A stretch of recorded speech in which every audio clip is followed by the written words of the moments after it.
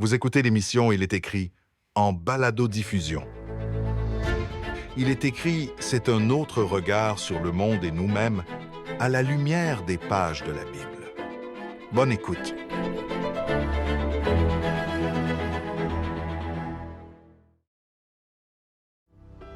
S'il y a un moment où le cœur humain peut être porté à se tourner vers le ciel et à faire monter une prière, c'est bien quand la maladie frappe.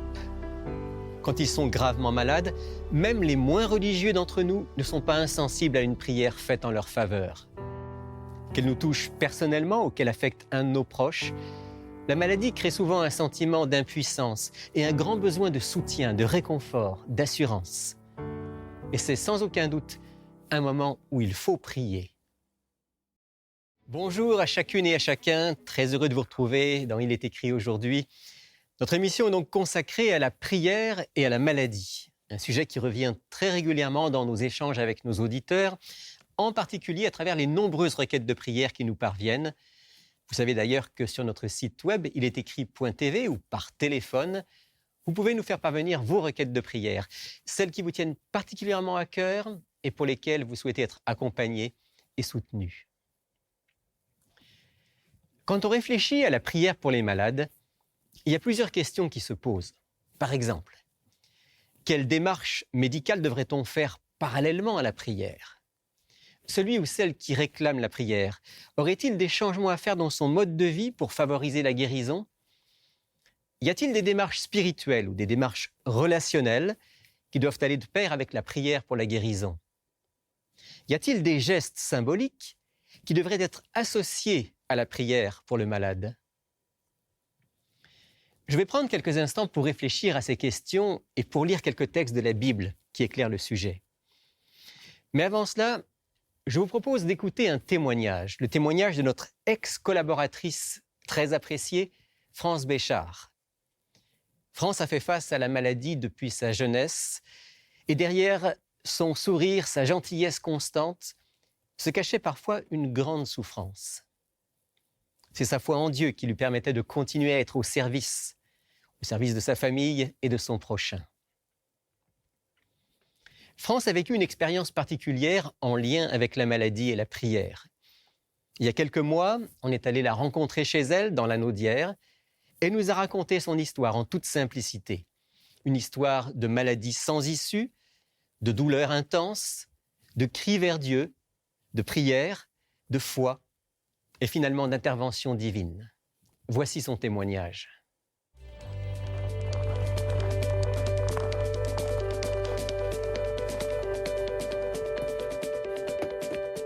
Moi, ça a commencé début vingtaine. Selon ma mémoire, je pensais autour de 22 ans. En fait, j'avais soudainement des douleurs abdominales quand même très intenses. Je me souviens, les premières fois, c'était surprenant. Puis, ça finissait par passer dans un assez court laps de temps. Là, je dirais 1 heure, 2 heures, ça passait. Puis là, ça revenait à un moment donné, quelques jours, semaines ou mois. Tu sais, je pouvais être des mois sans rien avoir, ça revenait. Puis, mais c'était l'intensité qui était vraiment la caractéristique qui faisait que c'était comme, oh, là, c'est pas normal. Donc, à l'époque, je vivais chez mes parents, donc mon père m'amenait à l'hôpital. Je restais là quelques heures. Puis, ça finissait par passer tout le temps. Donc, les médecins, ils me disaient tout le temps, on n'a aucune idée de ce que vous avez eu. Tu retournes à la maison. Ça revient à un autre moment donné, mais tu sais, c'était pas régulier, là. On retourne à l'hôpital, puis plusieurs fois, vraiment, là. Puis là, le dossier médical commençait à épaissir. Puis là, plusieurs examens, plus approfondis. Puis, ils trouvaient vraiment absolument rien. Puis là, je me souviens, une gastro-entérologue m'a dit, vous avez probablement le côlon irritable. Bon. Donc, j'ai commencé, je me suis dit, moi, je vais faire ma part, je vais regarder ce que je mange, je vais voir les réactions après chaque repas, je vais essayer d'éliminer. Donc, j'ai commencé à éliminer le gluten, le sucre. Même quand je faisais mon épicerie, je me disais, tout ce qui était fait en usine puis qui ne pousse pas dans la nature, je coupe ça. Tout ce qui était des ingrédients difficiles à prononcer. Bon, je me disais, OK, c'est pas bon pour le système. J'ai vraiment fait attention. J'ai changé beaucoup de choses, mais malgré ça, j'avais quand même des réactions. Donc, ça revenait. Puis, ce qui était particulier, c'est que c'était de plus en plus souvent, de plus en plus intense. Puis, à chaque crise, c'était plus longtemps. Là, les années passent pendant ce temps-là. Je retourne à l'hôpital à plusieurs reprises. Les médecins ne savent pas. Je suis prise avec ça. Puis, la réalité, c'est que à un moment donné, quand tu as une crise intense, ton système digestif il est irrité. Donc, j'étais quelques journées que je ne pouvais pas manger après. Je restais sensible, irritée, gonflée. Je me souviens, à un moment donné, j'ai fait une grosse crise. Là, tu as des vomissements. Tu es faible parce que la douleur te faiblit. Le fait que tu ne manges pas pendant des jours. Bien, cette fois-là, j'ai été 5 jours sans manger après. Donc, tu perds du poids. Tes activités quotidiennes sont affectées. Ta qualité de vie. Puis, c'est sûr que quand il y avait des éléments de stress, bien évidemment, ça en rajoutait. Donc, c'est ça. Les décennies passaient. Puis, le gros, c'est quand je suis arrivée autour de la cinquantaine. Là, il y a eu vraiment un moment donné que c'était insupportable. On a fait venir l'ambulance. J'avais du mal à marcher, là. Donc, je m'en vais à l'hôpital, on est à l'urgence, puis la douleur ne passe pas. Je demande au personnel, je dis là, parlez au médecin, moi, opérez-moi, là, allez voir ce qui se passe là, parce que ça n'a pas de bon sens. Je ne peux pas vivre avec ça, puis je ne me supporte plus. Donc, ils ont accepté en plein milieu de la nuit. Ils m'ont amené pour l'opération, puis ils ont dit, on va commencer par la laparoscopie. Donc, ça, c'est les petits trous qui rentrent des instruments. Ils vont juste voir à l'intérieur. Puis, eux, ils pensaient que j'avais des adhérences. Parce que j'avais déjà eu une chirurgie à l'âge de 35 ans. Puis, des adhérences, c'est un peu comme un système de cicatrisation. Puis, c'est comme des fils d'araignée. Puis, ils disaient peut-être que ça étouffe mes intestins. Donc, mais avec la laparoscopie, ils ne voyaient pas. Ils ont décidé de m'ouvrir. Puis là, c'est plate à dire, là, c'est pas le fun comme image, mais ils ont tout sorti mes intestins, ils ont tout examiné, ils ont tout palpé, ils ont tout regardé. Ils n'ont rien vu. Donc, ils ont rentré tout ça, ils ont fermé tout ça. Puis, le lendemain de l'opération, le médecin, elle passe très tôt. Elle vient me voir, puis elle me dit, Madame Béchard a dit, malheureusement, on n'a pas pu faire grand-chose. Elle m'explique ce qu'ils ont fait. Puis elle dit, là, ça va relever du gastro-entérologue. Parce qu'elle dit, moi, en tant que chirurgienne, je peux pas faire plus. Et là, moi, sur le coup, là, c'est comme, OK, c'est parce que ça fait genre 25 ans que je vis ça. Puis là, j'ai passé à travers ça, puis il n'y a pas de solution. Puis pour en rajouter, cette opération-là, j'ai du mal à m'en remettre parce que mon système digestif ne repartait pas. Donc, ça faisait 3-4 jours, j'étais au repas liquide, mais quand tu manges, puis ça ne descend pas, bien, ça s'accumule. Donc, à un moment donné, évidemment, tout ressortait. Fait que là, pendant cette période-là, là, j'ai été 9 jours à l'hôpital. À 5 reprises, ils m'ont mis le tuyau qui passe par la cavité nasale jusqu'à l'estomac pour vider. Ça, c'est assez traumatisant. Donc, ça a pris 9 jours avant que tout reparte.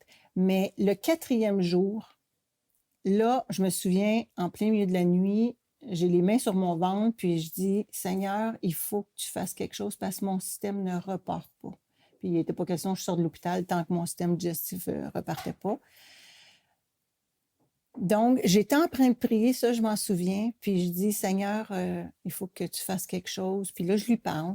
Puis pendant que je lui parle, je sens à l'intérieur de mon ventre bouger. Puis ça m'a impressionnée. Puis je disais, Seigneur, c'est parce que je te parle. Puis là, déjà, là, tu fais quelque chose. Puis c'était vraiment ça. Parce que quelques heures après, le problème était réglé. Le système digestif était reparti.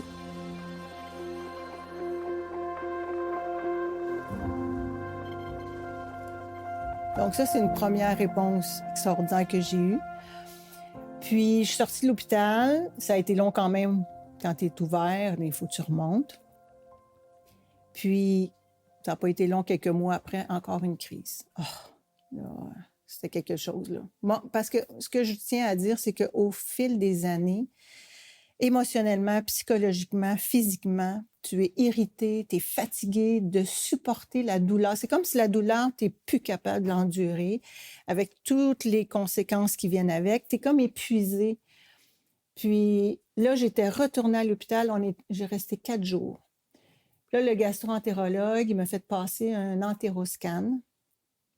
Puis quand il y a eu le résultat, on est allé voir à son bureau. Puis il me dit, je pense qu'on a trouvé ce que vous avez. Il dit, votre intestin, c'est un peu comme un saucisson. Il dit, c'est comme un saucisson que chaque côté, c'est twisté, donc ça passe pas. Fait qu'il dit, il faut qu'on vous réopère, puis on va vous enlever à peu près 10 pouces d'intestin. Là, pour moi, c'est une brique, là. Mais il dit, avant ça, il dit, on pourrait vous faire avaler une pilule électronique qui descend dans le système digestif. Tout le long, elle prend des photos pour voir si à l'intérieur, il y a quelque chose de pas normal. Mais il dit, ça, c'est risqué. Si ça bloque, bien, pendant que vous prenez la pilule puis qu'elle descend, on a une équipe médicale qui est sur l'alerte parce que si ça bloque, il faut aller l'enlever parce qu'il y a une batterie dans ça, c'est d'électronique, il ne faut pas que ça reste là. Moi, c'était non. C'était un non certain. Je n'étais pas capable, émotionnellement, je n'étais pas capable de vivre ça. Donc, on est sorti de là. Puis, on embarque dans l'auto, puis je dis à mon mari, j'ai dit, là, c'est comme si j'ai 2 énormes montagnes en avant de moi. Je me sens pas capable de repasser une opération. Ça a été trop dur. Je me sens trop fatiguée de tout ça. Puis, en même temps, je suis pas capable de continuer à vivre avec ça. Fait que là, j'étais vraiment découragée. Fait que là, j'ai dit, là, il y a juste Dieu qui peut faire quelque chose. Fait que j'ai dit, on va appeler Rémi, mon ami Rémi, pour qu'on puisse faire la prière pour les malades. Puis ça a été vraiment quelque chose de particulier dans ma vie parce que quand on demande à Dieu d'intervenir, c'était clair que je ne lui dis pas quoi faire. Rémi m'avait bien expliqué ça, qu'on ne lui dit pas quoi faire. C'est lui qui décide. Mais dans mon cœur à moi, je sais, conviction à 300% que Dieu peut faire quelque chose. C'est lui notre créateur, c'est lui qui nous a fait. Lui, il sait c'est quoi mon problème. Donc, si nous, les humains, on n'a pas rien pu faire, puis on a tout fait. Moi, j'ai fait de mon mieux. Les médecins ont fait de leur mieux. Donc, j'ai fait un travail à l'intérieur de moi avant qu'on fasse la prière. J'ai pris le temps de faire un ménage, une introspection. Demande de pardon, si j'avais des demandes de pardon à faire, reconnaître mes faiblesses, mes besoins. J'ai parlé à Dieu, je me suis beaucoup, beaucoup rapprochée de Dieu. Puis, ensuite, on a fait la prière. Puis, en fait, on était 5, pasteurs anciens, mon mari et moi, dans l'intimité de notre foyer, dans le salon. Puis, on a prié simplement avec l'onction d'huile. Donc, l'onction d'huile, moi, ça m'a impressionnée parce que c'est un symbole que Dieu a donné. Puis, ça m'a vraiment parlé, ça, parce que l'huile, quand elle descend sur la tête, c'est tellement doux, puis c'est à peine perceptible.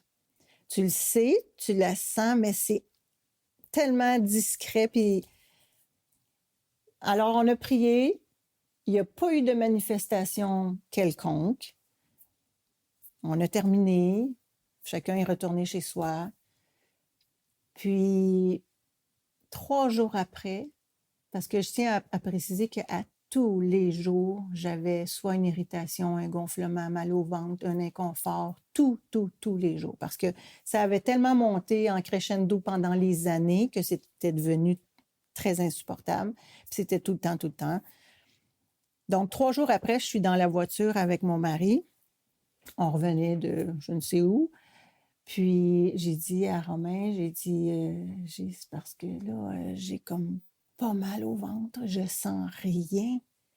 J'ai dit, mon Dieu, on est donc bien confortable quand on a pas mal. ça m'a vraiment impressionnée. Puis, en toute honnêteté, là, c'est jamais revenu. C'est en 2017, on est en 2025. Puis, pas de manifestation, tout en douceur, en subtilité.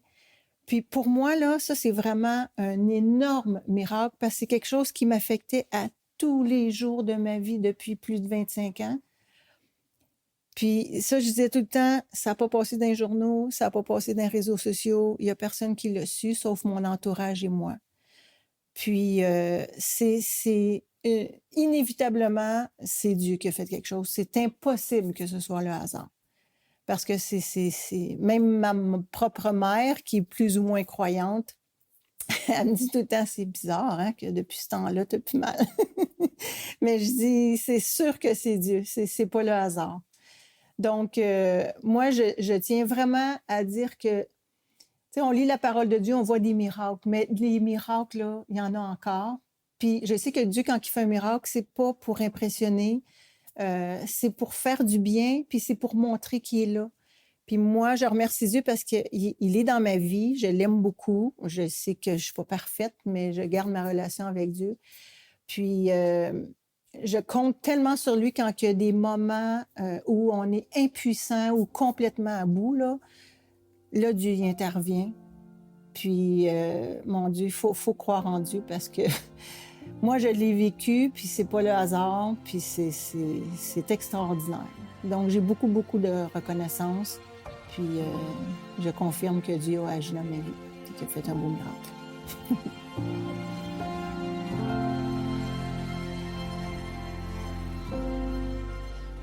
C'est une belle histoire, une belle expérience de foi avec Dieu. Je dois dire qu'on est très reconnaissant de ce que notre Père du ciel a fait et continue à faire pour notre amie France. Bien sûr, chaque histoire est différente. Et je ne voudrais pas que vous pensiez que tous les malades pour lesquels on prie sont systématiquement guéris miraculeusement. Si c'était le cas, ça se saurait. Mais l'assurance que Dieu nous donne, c'est qu'aucune prière faite sincèrement, dans la confiance et dans l'obéissance, dans la consécration de soi, aucune de ces prières n'est ignorée du ciel et laissée sans réponse. Permettez-moi de revenir sur quelques aspects du témoignage de France et d'en tirer des principes en lien avec la maladie et la prière. Tout d'abord, le fait de prier pour une maladie ne signifie pas qu'on exclut toute démarche de type médical. Je dis ça parce que j'ai entendu parfois des chrétiens affirmer que si on fait appel au médecin, c'est qu'on manque de foi, qu'on ne fait pas suffisamment confiance à Dieu, qui lui est capable de guérir. Attention, il y a là une forme de fanatisme dangereux. C'est ne pas reconnaître que Dieu, qui a créé le monde et la vie avec des lois précises, veut aussi que l'être humain découvre ces lois et s'en serve pour soulager la souffrance et pour soigner la maladie.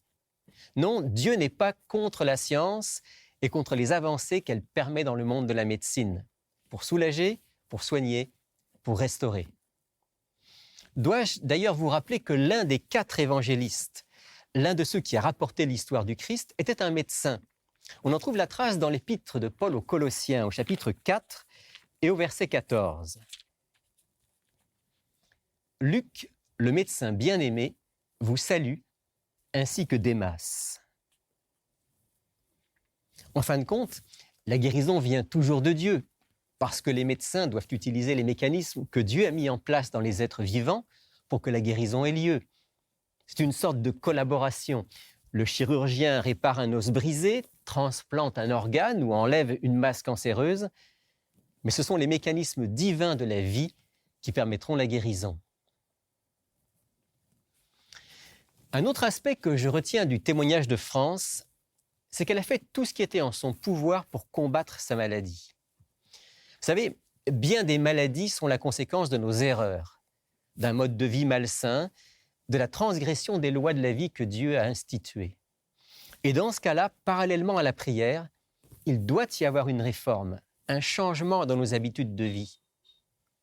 Il est incohérent de prier pour que Dieu guérisse notre bronchite chronique tout en continuant à fumer, ou qu'il nous guérisse du diabète tout en bouffant du sucre et du gras sans faire d'exercice. Une alimentation saine, essentiellement végétale comme à l'origine, un exercice régulier, un sommeil suffisant, de l'eau et de l'air en abondance, une exposition régulière au soleil, des relations sociales profondes, une relation de confiance avec Dieu, tout ça fait partie des lois de la vie que Dieu a créées. D'une certaine manière, on peut dire que ce sont autant des lois divines que les 10 paroles qu'il a écrites de son doigt sur des tables de pierre. Transgresser ces lois de la vie entraîne la maladie. Les mettre en pratique nous met dans les meilleures conditions pour la guérison. Rappelons-nous les paroles du livre du Deutéronome et celles du prophète Ésaïe. Je lis d'abord dans Deutéronome chapitre 4, verset 40. « Observe ces lois et ces commandements que je te prescris aujourd'hui, afin que tu sois heureux, toi et tes enfants après toi, et que tu prolonges désormais tes jours dans le pays que l'Éternel, ton Dieu, te donne. » Et dans Ésaïe 48, au verset 18, il est dit « Oh, si tu étais attentif à mes commandements, ton bien-être serait comme un fleuve et ton bonheur comme les flots de la mer. » Vous avez certainement remarqué aussi que France a mentionné dans son expérience qu'elle avait fait un profond examen de conscience. C'est un autre élément essentiel en lien avec la prière pour les malades. S'assurer d'être en paix avec Dieu et en paix avec les autres autant que ça dépend de nous. Dieu ne peut pas exaucer la prière faite par quelqu'un qui conserve consciemment des péchés non confessés, des pensées ou des actes qui sont en opposition avec sa volonté. Parce que la prière pour les malades n'est pas juste une transaction avec Dieu qui concerne la maladie physique. C'est l'expression du désir que tout notre être soit guéri, que tout notre être soit en harmonie avec lui. Je lis dans le livre des Proverbes au chapitre 28 et au verset 9.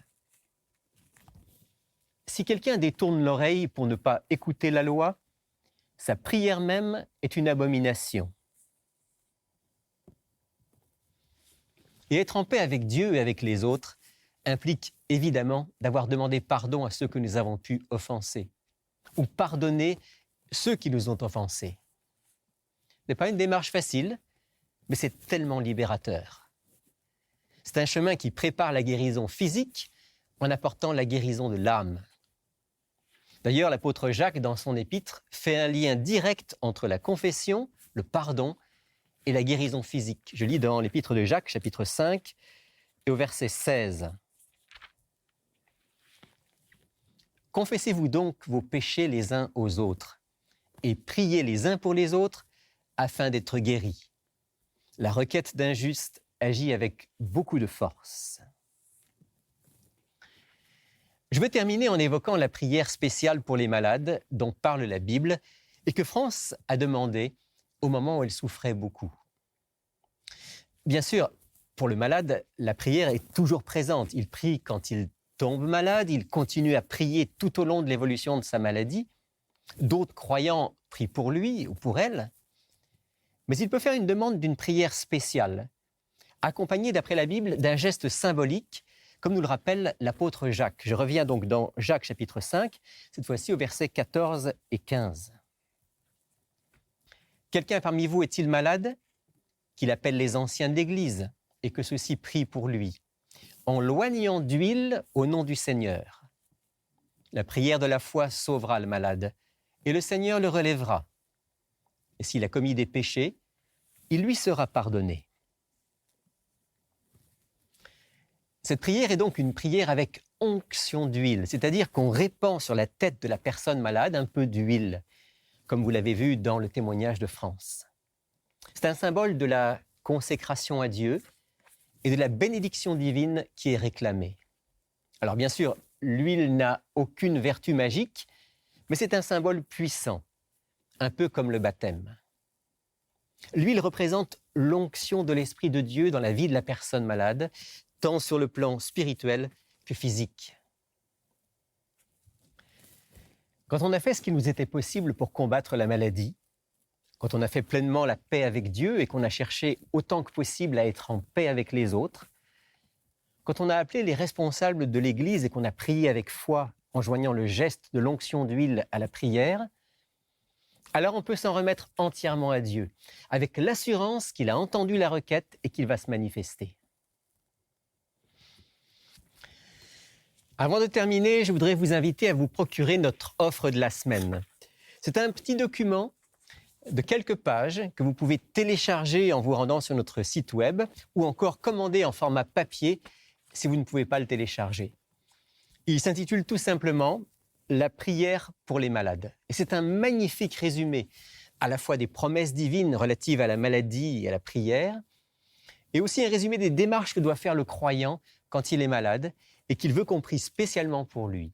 Alors je vous encourage vraiment à vous le procurer. Encore une fois, vous pouvez l'avoir en PDF ou en format papier. Écrivez-nous, téléphonez-nous. Et permettez-moi, avant de prier avec vous, de vous en lire un court extrait. Dieu est aujourd'hui tout aussi disposé à rendre la santé aux malades que lorsque le Saint-Esprit inspirait les paroles de la Bible. Le Christ est encore le médecin compatissant comme au cours de son ministère terrestre.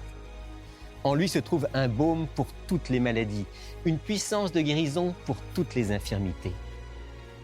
Nous devons présenter à Dieu par la foi les malades, tous ceux qui souffrent, et leur apprendre à se confier au grand médecin. Père du ciel, toi qui es le grand médecin, merci de nous donner cette assurance que tu veilles sur tes enfants, et spécialement que tu es auprès de ceux qui souffrent et qui sont malades. Permets à nos auditeurs qui passent par cette expérience douloureuse de vraiment pouvoir t'ouvrir leur cœur et de faire une expérience profonde avec toi. Mets ta main sur eux et qu'ils puissent être bénis et guéris au nom de Jésus. Amen.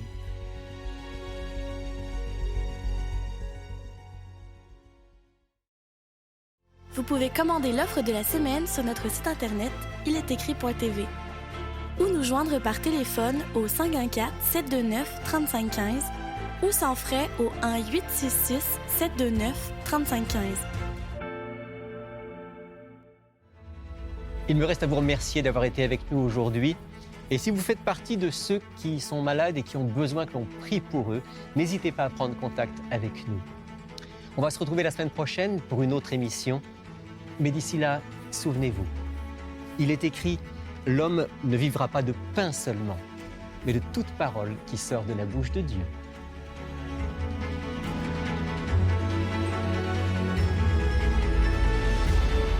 Cette émission a été préparée par l'équipe d'Espoir Média Québec. Laissez-nous vos commentaires, questions et suggestions sur ilestécrit.tv. Si vous avez apprécié ce balado, partagez-le.